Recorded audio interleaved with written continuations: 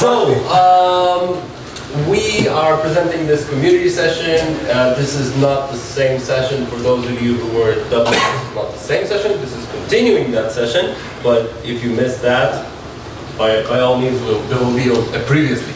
Okay, so don't worry. This is a community session, which is not a session for control. We're not showing our product here, not trying to sell anything to you. What we are trying to do is to share with you actually insights from our Control Insights database, which has been gathering data for a long time now, almost a year. Okay, so, well, it's not such a long time, but it's a lot of data, as you will see. We actually have, so what is exactly the database that we have? It's basically Control Insights, right? We saw a little bit of the presentation yesterday. Historical reporting for end user activity, application activity, computer performance, installed software, so there's a lot of information there. And we're using this information in order to deliver some meaningful insights and ideas for our customers and try to build a better product all the time. And you, as the end user computing experts community, I think are a very important part of this task. And also, I think that the community can benefit a lot from knowing what's actually happening out there. And there's also a lot of stats that we're going through that need some thinking, okay? Because numbers are numbers. And knowledge is knowledge, and it's not something, right? It has to get through some processing to become knowledge. So, Andreas. How big is the database? Very big. What are you drinking? Okay. I want to answer a question in a different way. I haven't tried this one, so I'm saving this one for myself. Eugene has. Do you want to pour? Yeah. The tobacco leaf? Yeah. Listen, Eugene has all these stats and everything, but if you think about it, we're in a very unique position as a vendor. Basically, the way it's working is that, we have hundreds of customers. We have almost, I think, 600 enterprise organizations working with insights and uploading data. But the point is this: whenever anyone in any of these organizations is opening an application, okay, like opening Notepad, right, or Outlook, we know about that. Okay, and I'm not saying it as a big brother thing that we know what everyone's doing. That's besides the point. But no, really, the data is unique in a way that we know everything which happens in regards to user activity, resource consumption, CPU, memory, I/O, usage patterns, user experience metrics. So it's a lot of data, right? And we are, as Google used to say, we're do no evil. We're only want to do positive things with this data. Right? Besides increasing our sales. So it's just a matter of understanding benchmarks, understanding patterns, and bringing the value back to the community. And that's why we're doing this. Yeah. So, and what's the number again? It's on the next slide. So, but what are we going to talk about today? So a little bit of updates on Logon duration. We talked about this a lot. There's some new data. I think it's interesting. We're not going to talk about this a whole lot today. We are going to talk about session resource consumption, so a little bit of value for maybe capacity planning, or maybe just validating your the expected numbers that you have in your head in terms of what does a typical user consume. Okay, so maybe we'll talk about that. Some popular applications and some statistics about what applications are getting used and their resource consumption footprint in terms of the CPU and RAM. We call this resource hogs, and we're going to talk about that. And lastly, there's some analysis that I just had enough time to complete just yesterday about the impact of environment management solutions like REST and absence on Logon duration. Some interesting results, a lot to discuss. So let's get started. There's going to be a lot of graphs and a lot of charts, a lot of data. And the numbers are here, okay? We have in the database, we have 297 organizations to date, 124,000 computers, shit ton of sessions and processes, okay? So a lot of data in there. Now, this is an update. This is actually the slide from Dublin on the Logon duration speed from May. Okay, so here we had 330 organizations, and this is a little bit of a complicated slide, okay? So what we have here is the logon duration on the y-axis, okay? So if you're up here, that means that your logon is slow. And what I tried to do is to show the blend of desktop logins and published application logins. So shops that have only published application logins are on the left, and shops that have only full desktop logins are on the right, and shops that have a blend of both are scattered over here. So what you can see is, quite intuitively, right, the published application login is faster than the desktop login because it doesn't load the shell. So the average over here is about 20, and the average over there is a little bit higher. So you'll see the updated numbers in a sec. So you see this comparison. And the size of the bubbles represents the size of the environment. Now the size of the environment, there's all sorts of ways to measure it. For the way that I did it here is by just counting the number of logins per day. Now it may not be like the most intuitive way of counting them, so I was thinking what would be, because in terms of sample size, every row in my sample is a login, right? So in terms of size, if you want to say this is a large shop, yeah, because it has thousands of logins per day. So like this bubble here has thousands of logins per day. So I think something about 90,000, something like that. And the smaller ones there, only a couple of hundred. And by the way, another thing you understand from here is that, let's say the VDI shops or the full desktop shops with running, XenApp or Horizon View, they're not necessarily small organizations. That's also partly due, but they have fewer logins per day. Okay, because someone logs in the morning, they have their desktop and works on it like a physical endpoint.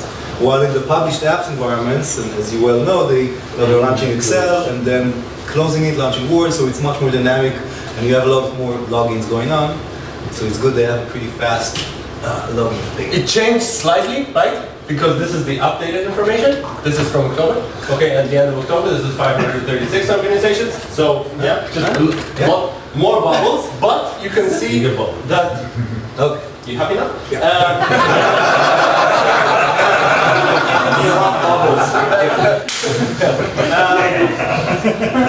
Yeah, sorry.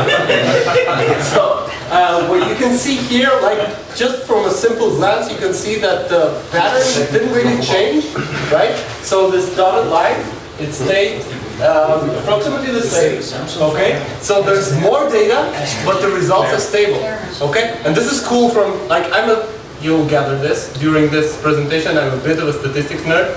And for a statistics nerd, this is cool because when you see a small sample, and not that I say that millions of logins are a small sample, but you see one sample and you see one average, and then you double or triple the sample size and you get the same average. That means that you got it right on the first time, and adding more won't really. Yes, that's true. So here's the Does the updated slide take into account that we learned from the previous data and added some improvements to our logon time, or can't you retrieve that from the current data? Great question. You want to take care of this, please? Here's the thing. So distribution over time, it's a major concern. So it's very interesting to see changes that take place over time. So do things improve? Now, given a specific organization, and we do this for in the product itself, but given a specific organization, it makes sense to compare what happens over time. Now, when you look at the global picture, for the most effects, if you look over time, the effects are due to the fact that more organizations join the data set, and not to the fact that something changes inside or something improves inside the actual organizations, okay? So over time effects are more appropriate to be tested like internally for a specific organization, but it is definitely possible to test it for specific shops. Yeah. Definitely a good... And we have a few customers telling us, we started by seeing the data, we improved the login duration from 40 to 25 seconds, and consider, but again, it's not affecting the overall. No, because then you have to take into account the environmental changes for each customer. Yes, Exactly. Yes. Do you guys have a breakdown on types of logins, like Windows 10 desktops, I do. Okay, we do have this. Unfortunately, didn't have enough time to actually partition this by OS. There's also some issues I'm dealing with in my head in terms of what would be. Yeah, but those are statistical issues, you know. So you want to make this So most of them are severe. So that without your really? oh yeah, sure. No, keep that one. So Jordan, let me try this. wait, this is what. done yet. Yeah. No, it's more like, I'd like, you know, to kind of like know those stats. What specifically? Like For that what? environment, like What's the Windows difference? 10 desktops. Windows 10 versus Windows 7. That's a popular one. 2016, if they are Sorry for rushing this again, right? Because we have a lot of data to present. Let me just say this. It makes a lot of sense, but if I'll take all the stats from the entire database and just compare Windows 7 to Windows 10, in reality what you will get is a comparison between different environments and different workloads, which just happen to be part of them on Windows 7, part of them on Windows 10, and part of them on Windows Server, and right? So it's there is a sort of a problem with comparing it like that. Not really just comparing, but more to get an idea of what's in the No, market. it's really Yeah. Market share. Totally valid. And do you share that information? But scientifically. We are. We're doing it right now.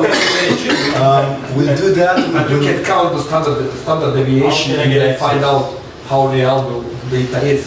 Yeah. And then find out if it says something or not. So I did this a while ago, and there was more variance inside than between, and that's really for Yeah. comparison. So okay, but let's go on, and you'll see some more. So this is what I was referring to.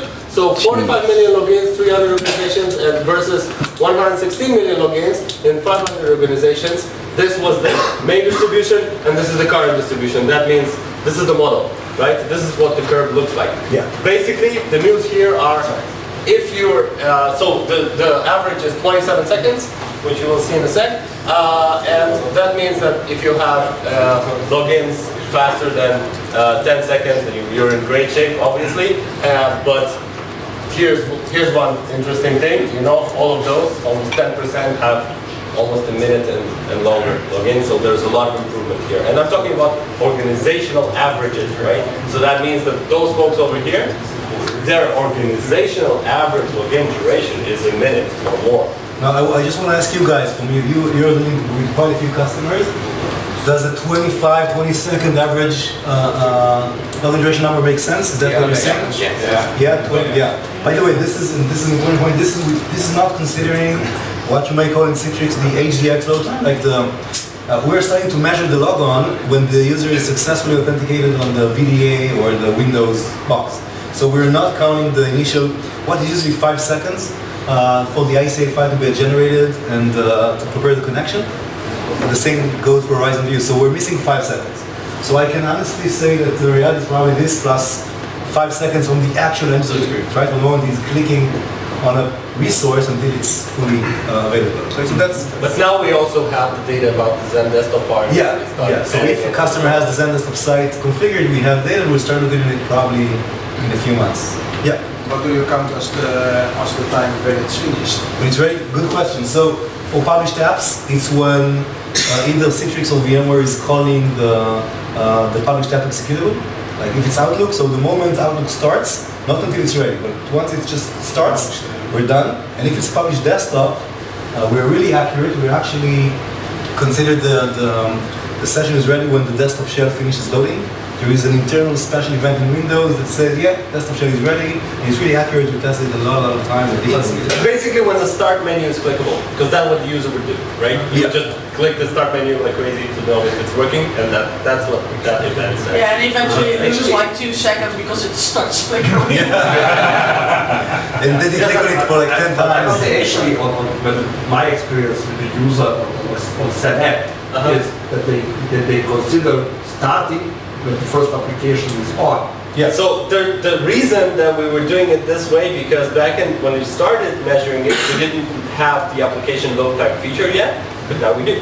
Yeah. Okay, but this is another story. Let's that's- go because really I just wanted to update this logon duration part and go on to the new data because this is sort of like a continuation from that. Now, this is the global stats, okay, 27.5 seconds, still stable since May. This is the distribution of the login process per phases, okay? This is just Windows profile, right? So it does not take into account UPM or absence or res. This is the Windows profile. So if you have any other solution in place, then this will be really, really fast. Actually, it will just shift the time from there to here, okay? This is just basically goes into another category. Other basically is like, again, absence, UPM, res, login scripts. These are probably the most popular other parts. And everything here is statistically significant like now, okay? So because it's like millions of a very small difference here is significant. So, yeah. Do you have any plans to start looking at what the major user management vendors are doing? So comparing res and absence and... So the last couple of slides are going to deal exactly with that. But if you guys are going to ask so many questions, we're never going to get there. Like Gene's waiting for FlightWave saying shut up. Just about the other parts, we will have more data about hopefully like in a year because we do want to add columns in the product that will show some of the other components like UPMs. It's just a matter of time. We'll get there. Okay. Sorry, Now kind of rushing. So this is about, so now we're starting to talk about the resource consumption averages per session. So a couple of words on how we're measuring this. So we have 5-minute averages for everything. So everything is aggregated over 5 minutes. So when I'm talking about so basically what this says is that on a server OS, the average CPU consumption for a user session, from what we're seeing from all of our sessions, is 0.69% as an average, okay, on server OS, and 2.6% on a workstation OS. That means that over 5-minute periods, okay, if you look at all the average of all 5-minute periods, an average user consumes 2.61% CPU all the time. Does that make sense? Okay, so this is the difference between server and maximum is the same. It's the average of maximums over 5-minute periods. It doesn't mean that if it spiked to 100% for 1 second, then we're counting this as a maximum. No, this is a maximum over 5-minute periods, and then we're averaging this maximum, and that's how we get to this number. This is sort of nice to estimate the area where most of the time the user CPU consumption is, but of course, given that CPU is very, very jumpy, okay, then you have to, it depends what you want to use this data for. Yeah, okay? it's not for capacity planning. You as you well know, you need to prepare for the maximum results, right? So you have to commit to. But Ryan and Ashton, then right. Question is, what's your for the samples? What's your sampling rate? The sample rate. So the local sample rate is every 3 seconds. Okay, the agent-based rate, and then when we translate this to the inside historical data, we aggregate each like these. To hand over to computer how many 3 seconds we have, but then it's like each one is being aggregated to 5 minutes aggregates, which this data is based on. And you can think about like a user walking throughout the day. You might have like for 30 minutes really high CPU, but the others are really, when he's idle or disconnected, it can be really low. So this explains it. Ashley? Yeah, basically 2 questions. Are you measuring the first one? Are you measuring the CPU within the VM? Yeah. You're getting me drunk before I do my He's trying to shut you.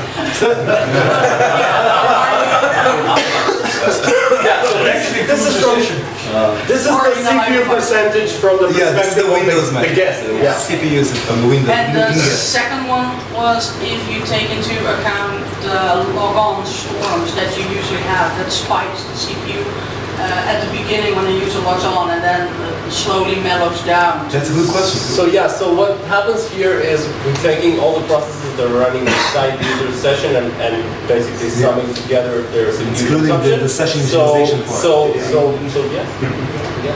Tom was first. I assume this is per core? No. No, this is standard. But we do have the data per core, so it's all partitionable.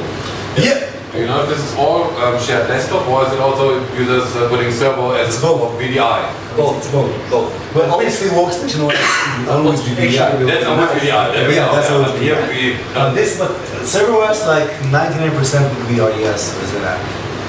You have that special use case where someone are running like server desktops, but that's because they really, don't want to pay the VDA license. yeah, but that's really like really small sample. Yes. What actually will be nice to know is that when this maximums comes and an average, not only on user session, then for virtual machine where the users are on. To know the both. Yeah, definitely. So we have added the VM perspective and the host perspectives a little bit later into the database. So this will come probably in one of the upcoming chapters. How long is this session? Of this series? Do we have until- Not nearly long enough. So let's move on. Okay. This is a distribution of what the sessions look like in terms of average on workstations and average on servers. Okay. The only thing that I wanted to sort of emphasize here is that you see the distribution for server OSs. Sessions tend to be in the area of between 0 and 1% or 1% CPU, and here there's a lot more variance, so there's quite, not surprisingly, right? Not surprisingly. Workstations OS have like 1 or 2 virtual CPUs, and server OS we see usually 4, 6, and 8. Let's move on, man, come on. Get to the good stuff. Trying to push. Yeah, I am. And then he interrupts you again. Okay, so this is RAM. Okay, basically same query, only for RAM. So a typical, average I would say, not typical. The average RAM consumption for users. That's half a gigabyte. That's a gigabyte. Yeah, half a gig and a gig. So again, this is more reliable for capacity planning, okay? Because it's not like a jumpy counter like a CPU. It tends to be a lot more stable. So yes, it has some value for like to know. No, this is super valuable for capacity planning, and it's really stable because again, it's based on a lot of samples. Obviously, it will be different between organizations because some have, are running Chrome or all kinds of really memory-intensive apps, and some are a bit lower. But I don't have the detailed distribution for that, but this is we'll see that in the resource also also. the averages. Or do we see the next time? Yeah, definitely. Sure. Okay, let's talk about most popular application. We can I can free up. So just take a look at this, okay? This is not exactly what you think it is, because when you're saying popular processes, what I did here, I looked at it several different ways. So the first way is just by the sheer number of instances, okay? How many instances of each process do we have? Now, it doesn't mean that C script is the most popular application in the world, right? It doesn't sell very well. So, but it does mean that when I'm just looking at the user mode process, by the way, we filtered the background processes, all the SPC host and all that stuff, filtered it out. Just looking at user mode processes, the things that are running inside the actual user sessions, and the champion is, in terms of 59 million instances from all of our total processes that run inside user sessions are C script. Does that tell us something? Does it make sense for you guys? Like why? Why is that? Why? Like everyone is using Vue script or something? Yeah. great. Scripts are really popular. That's what it tells me. I don't know. Now, of course, we can. Yeah, for sure. It's not script. Is your agent also using C script? No.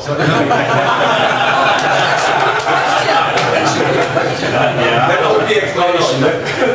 Because Microsoft's agent does that a lot. Yeah. The things that our agent uses were 100 and 200 million.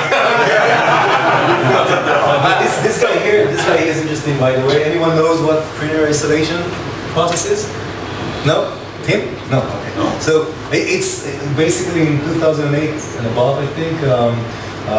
Microsoft was trying to protect drivers, so to avoid crashes. So whenever you have what they call a protected driver, then what I'm not sure is this being spawned every print job or just in general, but basically Microsoft is running the driver in its own process space to protect the OS. So it depends on the setting, whether you have a print isolation house for each printer or for a set for the entire thing. printers. But it seems like it's really, without us knowing it, it's really popular. So it's basically goes up and down all the time. And I'm guessing C script is kind of it's probably due mostly to logic scripts. But I'm betting some environments like running it even while the user is running with all kinds.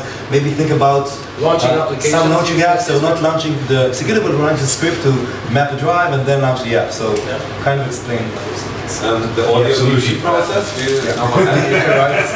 Yeah. I mean, I've seen it in Windows 10 a lot now, but I haven't seen it on server or a lot. Maybe it doesn't exist on server, I don't know. It needs partitioning to see. Okay. Yeah, but This is the overall data. we can do it if it's especially interesting to you. No. Probably do it. No, But this is not surprising, right?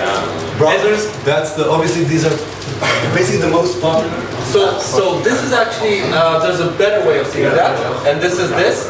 So by number of users, okay. So in terms of the most popular application by number of users who are running them globally, right? This is 500,000 users in our total database have Unique. been using, unique users, have been using Internet Explorer. So Internet Explorer is obviously still very big in the enterprise. And the browser won against the shell. Random shell. This is this is so Explorer Exit, Acrobat Reader. This is also Acrobat Reader. Okay, so they're part of the same thing. Sorry. But I mean, that's an unoptimized environment because this is that's exactly like my thoughts. Okay, so I'm looking at this. I'm saying, what could be the useful takeaways from this? Okay, so if there's a lot of instances of C script and there's a lot of instances of the printer isolation thing, and there's so much room for improvement. There's so much room for work fast. Exactly.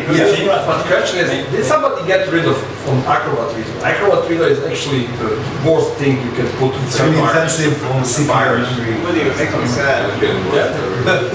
There's so much good readers it starts liking. Yeah, this is the most popular one. Maybe there is all the KMS stuff involved.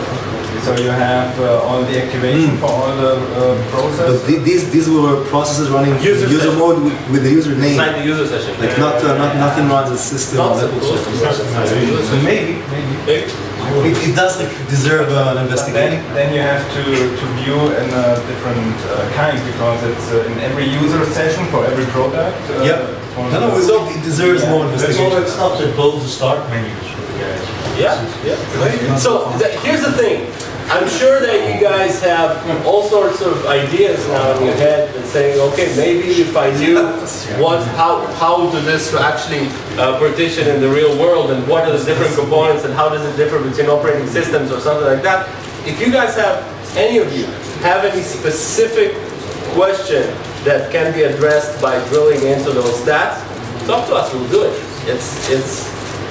That's the interesting part, right? Drilling down to find out an answer for something that's bothering you in terms of your practice.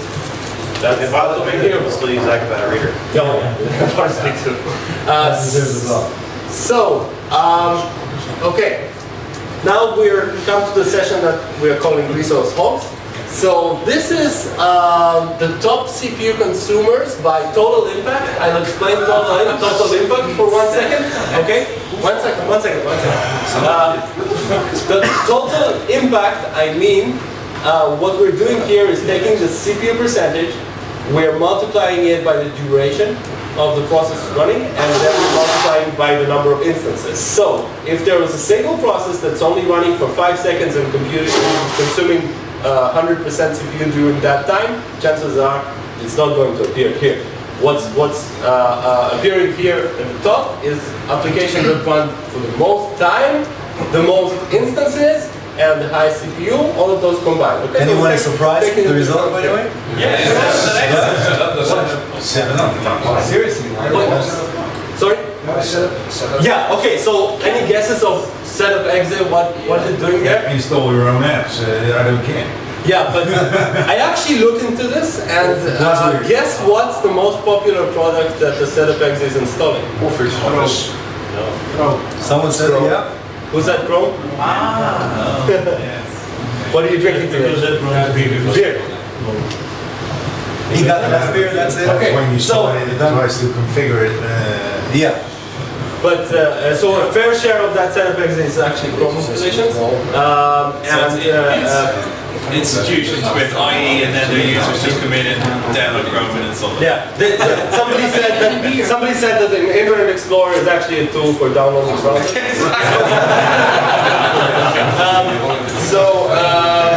So this is by the way, okay, when we're PowerShell to me was interesting, Yeah, right? but So what this means is that the impact of PowerShell in terms of the duration it runs in the CPU consumption and the number of instances means that it's popular and probably getting used for. Again, most like user applications. Helge talks about this quite a bit, about using PowerShell for logout scripts, right? It also could be highly inefficient. Definitely. Yeah, PowerShell is resource special CPU. Actually, PowerShell is a good administrator tool. When you have to automate your administration task. In this point of time, it's actually not really good for doing logout scripts. Yeah? And you should actually not do it because it's too slow. Yeah. And you should use it when it gets faster. Yeah. But now it's really Helge has been saying it for Yeah. a long time. Yeah. Definitely. There's a lot of XML where you just PowerShell. So, same story for RAM. Okay, same story for RAM. Take a look at this. Again, Internet Explorer. Probably the sheer amount. Okay, so check it here. So very popular as an application. Chrome. Okay, again. Wait, just explain the number again. Bad takeaway. So a This bad is what, takeaway. 1.5 million. Just to explain the number, this is so iXplo on our entire database consumed 1.5 million gigs. That's Yeah, exactly. That's what it means. Yeah. So the number itself is not very telling, but the one thing that you should not deduce from this is that Internet Explorer consumes more RAM than Chrome. Here's one reason why. First of all, as you will see in a sec, Chrome behaves differently in terms of the processes it runs. Okay, so what we're seeing here is the total impact. This is really affected from the number of instances. Okay. Yeah. So okay. So we'll see it in a sec. Again, Acrobat Reader is up there, PowerShell is up there, Excel is up here, some Office Java also. So where's Firefox? Almost non-existent. On your computer also. What- Very rare. Is that because it's not installed on a lot of? In terms of the number of instances, I had this pie chart, but it was a pointless pie chart. Okay. Okay, but Because the that's- share for Firefox was too small for it even to show. Okay. Very small. Yeah. Okay? Not a thing about Firefox. Again, I'm a Firefox user. No, but I love was it, wondering but- if it's just using less RAM and CPU, or if it's No. This is just mostly not- affected by the not number of used at all. instances. Yeah, not used enough Okay. to be in the top Yeah. tier. Yeah, that's Makes sense. Yeah. But I do have a comparison between the That's it. average for PowerShell, for Firefox, Chrome, and IE. Okay, I'll We'll- contact Yeah, you. that's We'll not get just there. in regards to. Get to it in a sec. Well, just we have a question there, Eugene, just a sec. Yeah. Do you have data on 64-bit usage of Chrome already? Should have, yeah. We should have. We haven't. So just a partition between 32 and The 64. process is called the same, but you don't know that 32-bit or... No, you're right. Here it's we're not doing this distinction. Yeah. But Now- what did you have? I mean, can you give us a figure? How many people already moved to 64-bit Chrome? We can. Not right now. I have to look into this. Let's find a way to do this. Tweet it, and this way we'll be committed. Okay? So, this is just the average per process, so obviously SQL Server is a huge beast. Microsoft Exchange, okay, all sort of stuff here. Not very telling, I guess. Basically server apps. Server processes. But now you're not looking at user mode, are you? No. No, this is all of them. Now, this is the browsers and virtual desktops, exactly related to what Aston was referring to. So the other is Firefox. That answers my question. Mostly Firefox. So there's the answer. Internet Explorer still rules the world here. And this is sort of explains what I referred to earlier. So the number of instances per session. What this is saying, again, Internet Explorer, most of the sessions have 2 instances of Internet Explorer running in them. You know why, right? The console and the tab. And with Chrome, the distribution is a lot more like that because Chrome actually loads each one of them. IE is doing the same thing, but It's in process. It's not only each tab, but I think it's also every extension. Every plugin. So every plugin, sorry, every plugin. That's right. Also, It's very strange to see And if Tom. you open the task explorer and you haven't even really loaded, you just have on the homepage, already have Yeah. 8 or 9 instances of yeah, Chrome. easily. It depends on what's the page actually loading. Yeah. Yeah, I was gonna ask, so, yeah, plugin stuff, and then for IE, are you separating the parent process of IE? Because all tabs in IE are in child processes, Right. and there's a parent process that's... True, that's why the most common is 2. The reason I see this data, the way I analyze this is that, like think about a published app with browser, you have like 2 processes just in one app, that's it.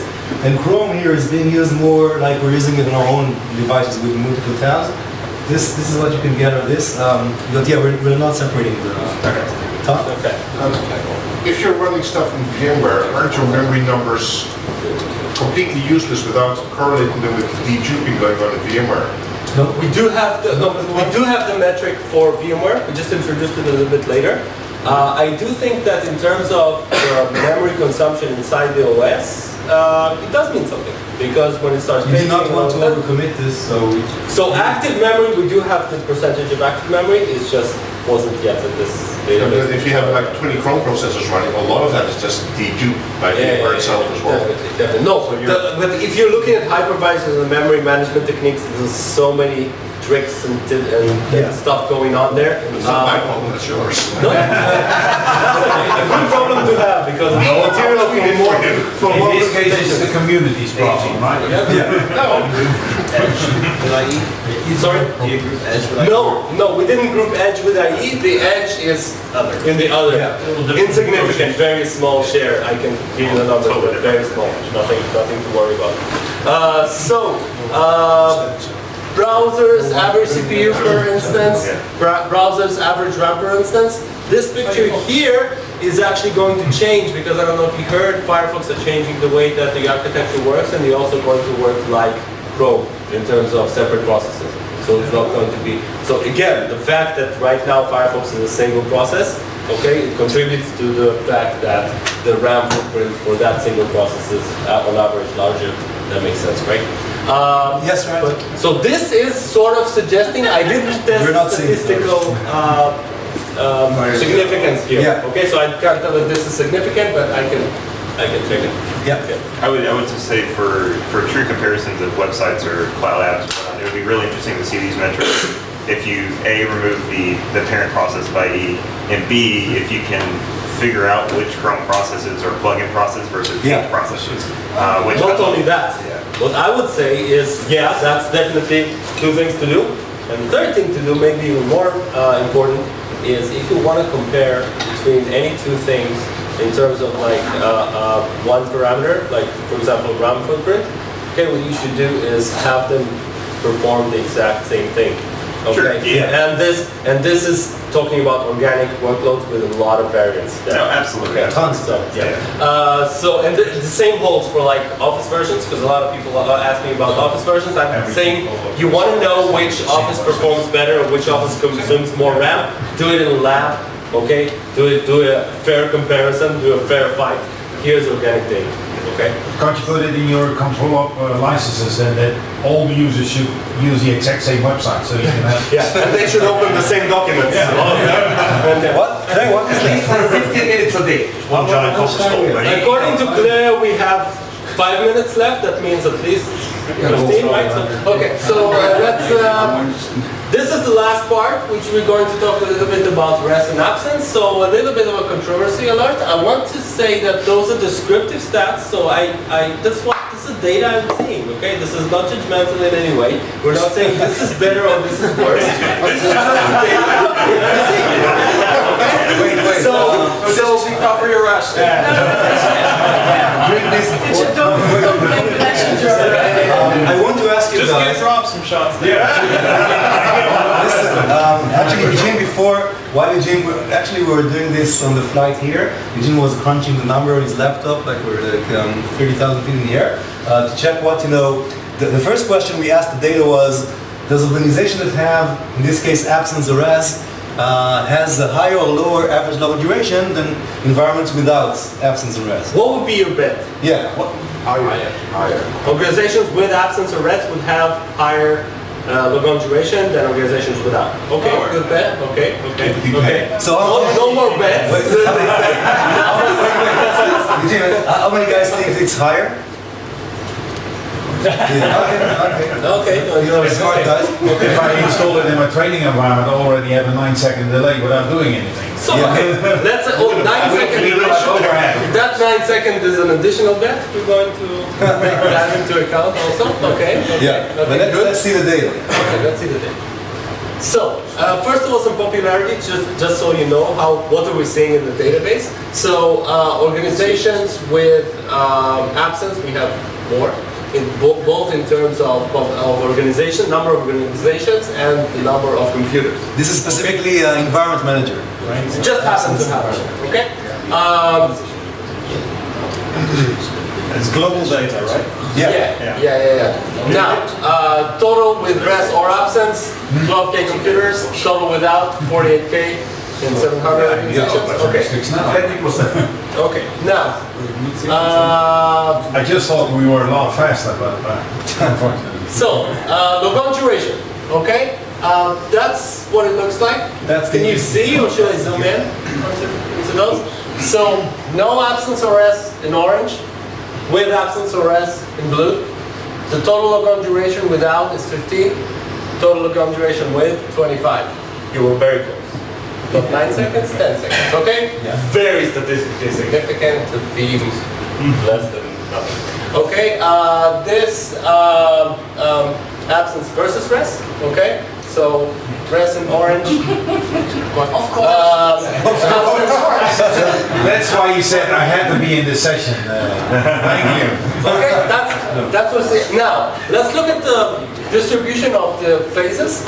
Okay, Yoni, you want to say something about that? Yeah, so, it was a bit surprising for us, but I guess it really depends on how the organization implements these solutions, right? Because ideally, or if you just listen to the marketing guys, if you have EM or REST, then what should happen is that you should have like almost zero group policy processing time, zero profile processing time, and you're doing everything with the engine, which technically should be faster than normal logon, okay? The way I explain this is, I have a few ideas. Like one, and I think this is probably the major point, usually the organizations which implement absence arrest are the bigger, more complex organizations, right? They have, by default, more group policies, more groups, more things going on, more complex images, which kind of explain what we're seeing here, I guess. Regarding the actual breakdown, it's interesting. You see the shell load, obviously is affected. The shell load, I have an explanation for. Yeah. So if you take this and partition this into full desktop and published apps, it will explain, this is my bet, it will explain most of the difference in the shell load.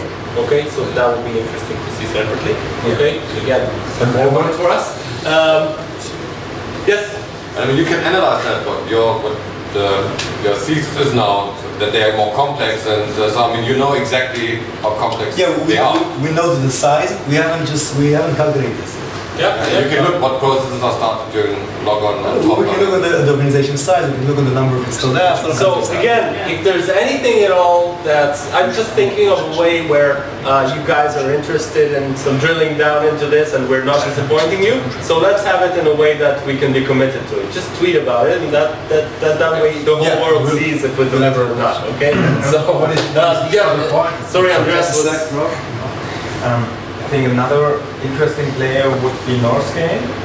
Because Pierre has been here, of course, periodically, and he said he is absolutely looking for performance when he did all the. Northscale should.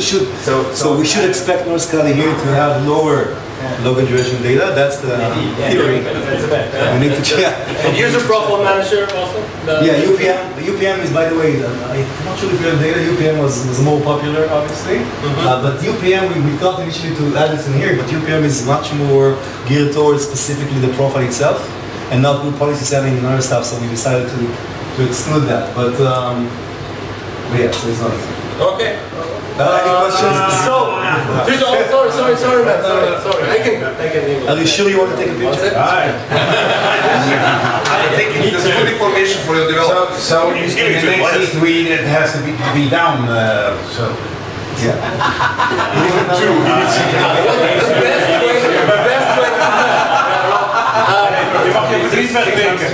The best way for this to be down, by the way, is to that sort of turns out like marketing. But the best way for this to be down is to find a large organization that has REST and very quick logins and have them start working with control.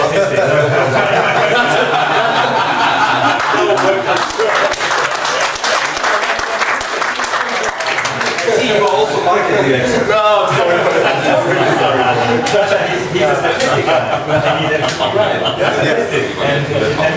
But you know what they say, you know the joke about the statistician that drowned in a river that was on average 30 centimeters deep. So that's all stats have to be taken with a pinch of salt. There's a story behind every number here. Most of the numbers have more than one story behind them. And the beauty is that we can tell all of those stories simultaneously without really contradicting each other. But I think there's a lot of data behind this. And by all means, be in touch with us if you want to dig into any Ask a question, add control to Twitter, will in less than a few months we'll answer it. Thank you everybody. Thanks.